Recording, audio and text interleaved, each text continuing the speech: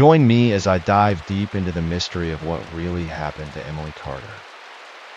On a rainy Tuesday night in April of 2019, 26-year-old Emily Carter walked out of a local coffee shop in Asheville, North Carolina, just a few blocks from her apartment. She never made it home. No one heard from her again. There were no signs of a struggle, no clear suspect, and no final message. Just silence.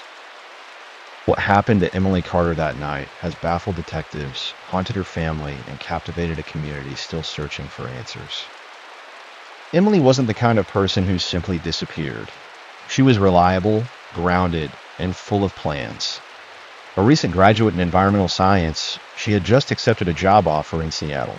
In fact, she was supposed to fly out that weekend to start fresh, a new city, a new career, a new life. But all of that changed in a single night. According to her friends, she was upbeat during dinner, laughing and making a checklist of what she still needed to pack. A friend dropped her off just before 9:30 p.m. At 10:04 p.m., her phone pinged one last time near a wooded trail she often walked after dark. She was alone. After that, nothing.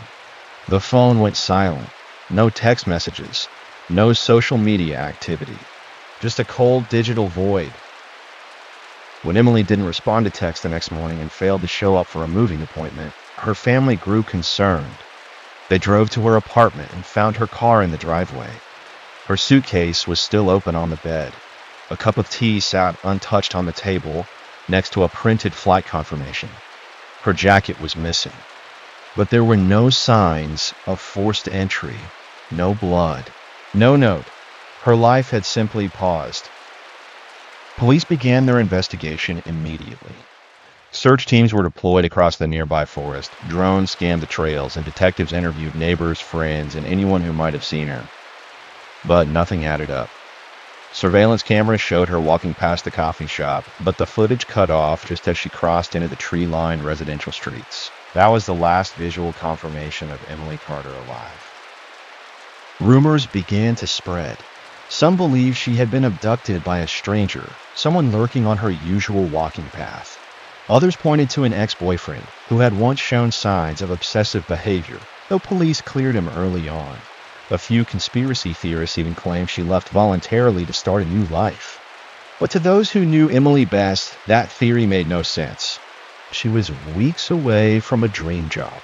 She had called her sister just hours earlier, gushing about the future. Nothing in her behavior suggested she was planning to disappear. 3 years later, a hiker stumbled upon a torn piece of fabric near a remote creek bed, an area that had been searched before. It matched the color of the jacket Emily was last seen wearing.